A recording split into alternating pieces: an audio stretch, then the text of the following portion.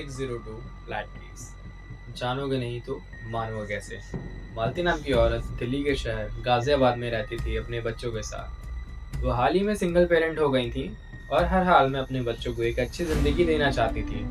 पति से डाइवोर्स लेने के बाद वो ग्रेटर कैलाश अपार्टमेंट को एक्वायर की ताकि नई जिंदगी स्टार्ट कर सके।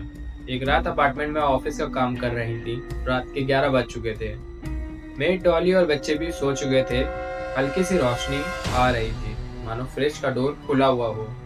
अंधेरे में फ्रिज के सामने किसी को बैठा देखती हैं। औरत की परछाई थी।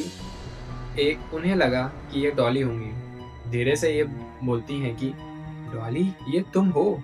और वो औरत हूबहू मालती की तरह दिख रही थी। इस औरत के हाथ में मांस का एक टुकड़ा था और चेहरे पर खून बिखरा हुआ था। ये एंटिटी फ्रिज के तरफ इशारा करती है और फ्रिज की तरफ चलती है। फ्रिज में मांस के टुकड़े, सर और अलग अलग मांस पड़े थे।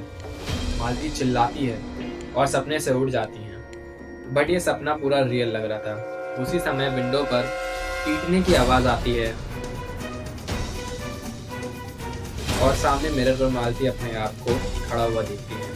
ये परछाई मालती की होकर भी कुछ अलग लग रही थी। ऐसा लग रहा था कि ये बाहर निकल आएगी। नेक्स्ट डे आईपीएस को कांटेक्ट किया जाता है, जिसमें राज इस कहानी से बहुत एक्साइटेड होते हैं। नेक्स्ट डे राज एंटर होते हैं B602। बच्चों को पड़ोसियों के घर भेज दिया गया था। सारे इक्विपमेंट सेट किए गए। ईएमएफ मीटर मालती को भी दिया गया।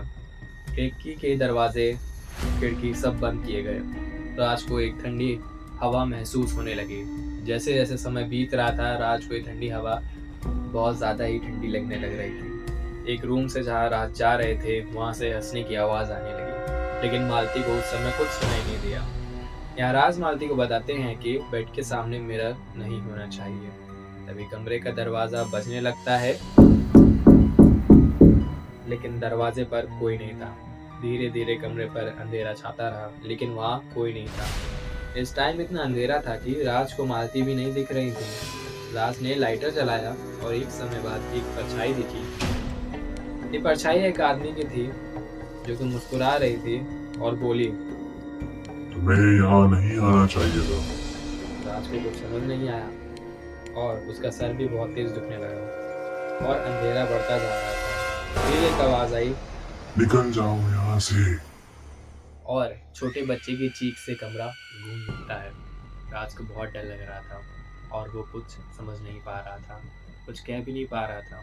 ऐसा लग रहा था उसके होंठ सिल दिए गए हों। एक पल की शांति के बाद उन्होंने देखा कि आसपास का इलाका बदल गया है, जैसे वो कहीं और पहुंच गए हैं, जैसे वो खुले आसमान के नीचे हों। महाराज को आवाज आई, मुझे छोड़ दिया जाए माय लॉर्ड, मेरे बच्चों को मेरे जीवन पर निर्भर करता है। राज बताते हैं कभी कभी आत्मा मैनिफेस्ट होती है ताकि अपना दर्द बता सके।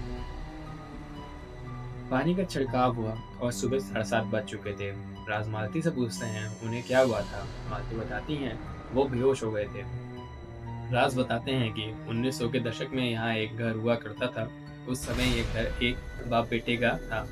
कुछ लोगों ने इस आदमी पर कत्ल का इल्जाम लगा दिया था और ये अपने आप को निर्दोष साबित नहीं कर पाया। कुछ दिन बाद इस बच्चे की भी जान चली गई, जिसकी लाश घर के सामने मिली। लोगों ने बोला कि किसी ट्रक ने आकर धक्का मार दिया था, लेकिन किसी को कुछ पता नहीं था। बाद में प्रॉपर्टी बेच दी गई और अपार्टमेंट तैयार किए गए। जब कॉम्प्लेक्स तैयार हुए तब भी यहाँ पर हादसे हुए, लेकिन बातों को दबा दिया गया।